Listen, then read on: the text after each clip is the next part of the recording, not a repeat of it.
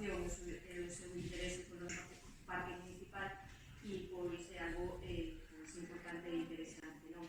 Hoxe traemos a pleno un expediente que comezou no ano 2016 e leva paralizado dende o 2017, non? E o tan famoso concurso de ideas do parque municipal.